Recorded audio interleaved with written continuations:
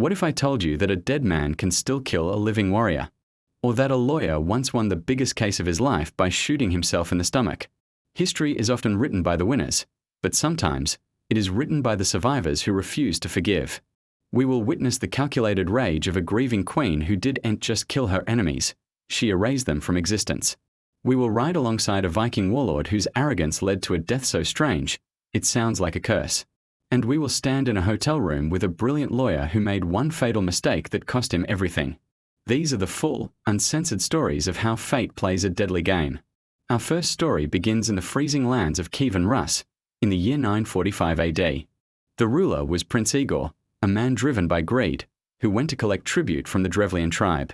After collecting the payment, he wasn't satisfied, so he sent his army home and turned back with a small group to demand even more money. The Drevlians were furious, and their prince, Mal, decided that if a wolf comes to the sheep, he must be killed. So, the Drevlians captured Prince Igor and executed him in a horrific way. They found 2 massive birch trees, bent them down to the ground with heavy ropes, and tied Igor's legs to them. When they cut the ropes, the trees snapped back upright with violent force. Prince Igor's body was torn completely in half. The Drevlians thought they had won because they assumed that Igor's wife, Princess Olga, was just a weak widow. Prince Mal got arrogant and decided to force Olga to marry him so he could take control of her kingdom. He sent 20 of his best men, governors and nobles, by boat to Kiev to propose this marriage. When they arrived, Olga was dressed in black, hiding her burning rage behind a calm, smiling face. She told them, "Your proposal pleases me.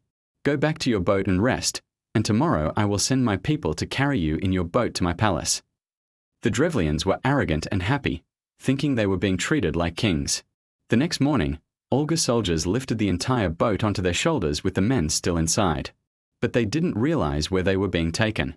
Olga's soldiers carried them to the courtyard, where a massive, deep trench had been dug the night before. Without warning, the soldiers threw the boat and the men into the deep pit.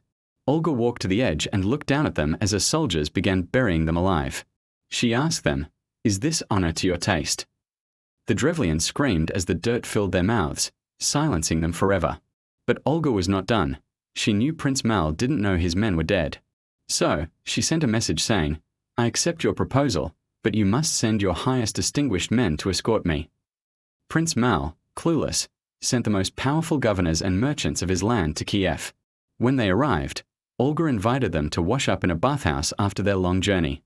The men entered the wooden bathhouse, undressed, and began to relax in the steam. Suddenly, the doors were slammed shut and barred from the outside. Her soldiers set the wooden building on fire. The screams inside lasted only a few minutes before the fire consumed everything. Still, Olga's thirst for blood wasn't quenched. She traveled to the Drevlian lands and hosted a massive funeral feast, encouraging 5,000 Drevlian soldiers to drink until they passed out. Once they were helpless on the ground, Olga signaled her guards to attack. They slaughtered every single drunken soldier in a massacre that lasted for hours.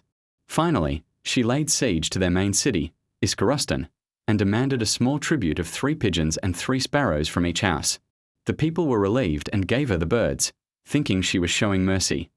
But that night, Olga ordered her soldiers to tie sulfur-soaked cloth to the birds' feet and set them on fire. She released the birds, and instinctively, they flew back to their nests inside the thatched roofs of the city. Within moments, thousands of birds landed on thousands of roofs, and the entire city erupted into flames at the exact same time. As the people ran out of the burning city, Olga's army was waiting to cut them down, effectively erasing the Drevlians from history. Our next story takes us to the rugged islands of Orkney, Scotland, in the year 892 AD. This was the age of Vikings, warriors who believed that dying in battle was the only way to reach Valhalla. Sigurd the Mighty was a powerful Viking earl who was undefeated, brutal, and feared by everyone. He had a fierce rival named Marel-Brigta, who was known for having a large, protruding bucktooth. Sigurd challenged Marel-Brigta to a final battle to settle their dispute. They agreed to a strict rule. Each leader would bring only 40 men for a fair fight. Marel-Brigta was a man of honor and arrived with exactly 40 warriors. But as they looked across the field, they saw that Sigurd had cheated by mounting 2 men on every horse. Instead of 40 men, Sigurd had brought 80. The Scots were slaughtered, and Marel-Brigta fell fighting to the very end. Sigurd stood over the dead body of his rival, proud of his deception. To humiliate his enemy further, He took his axe and cut off Marel-Brigta's head. Sigurd tied the severed head to his saddle, letting it hang near his leg like a gruesome trophy. He ordered his men to ride back home to celebrate, his heart full of arrogance. As the horse galloped over the rough terrain, the severed head bouncing against the saddle, the horse jerked suddenly. The head swung inward, and that famous, sharp buck-tooth of Marel-Brigta scraped against Sigurd's bare leg. It was just a scratch, a tiny wound that Sigurd laughed off. But this was the 9th century, and the tooth was filthy from the battlefield. By the time Sigurd reached home, the leg was red and swollen. The infection spread rapidly into his blood, and the mighty warlord fell into a burning fever. Sigurd the Mighty died in agony, not by a sword, but by the tooth of a dead man. It remains the only known case in history where a victim took revenge from beyond the grave. Our final story brings us to a more civilized setting, but the outcome is just as tragic. It is June 17, 1871, and we are in the Golden Lamb Inn in Lebanon, Ohio. Clement Vallandigham was a famous politician and a highly skilled defense lawyer. He had taken on a very difficult murder case defending a man named Thomas McGahan. The evidence looked bad, but Clement had a theory. He believed the victim had not been murdered, but had accidentally shot himself while trying to pull his pistol out of his pocket. It sounded impossible, so Clement knew he had to prove it physically. On the evening before the trial, he was in his hotel room with his fellow lawyers to practice his demonstration. He laid a pistol on the table, believing it was unloaded. But in the confusion of the moment, Clement picked up the wrong gun, a loaded Smith & Wesson revolver. He put the loaded gun into his pocket and simulated the motion of the victim. He pulled the gun out quickly, the barrel pointing at his abdomen, and his thumb slipped on the hammer. A loud gunshot rang out in the small hotel room. Clement staggered back, looked at his friends with wide eyes, and said, "My God, I have shot myself." The bullet had entered his bladder, creating a fatal wound. Surgeons were called immediately, but there was nothing they could do, and he passed away the next morning. But the story doesn't end with his death. His tragic experiment had actually worked, proving beyond a shadow of a doubt that a man could accidentally shoot himself. When the news reached the courthouse, the jury realized that Clement's theory was correct. Based on the evidence of Clement's death, they acquitted Thomas McGahan. The client walked away a free man. Clement Vallandigham is remembered as the only lawyer in history who won his biggest case by killing himself.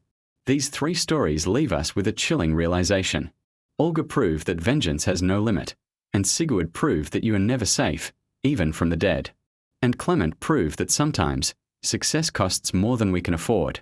It makes you wonder, how much of our life is in our control, and how much is just a roll of the dice?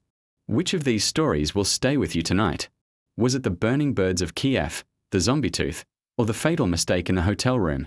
Let me know your thoughts in the comments below.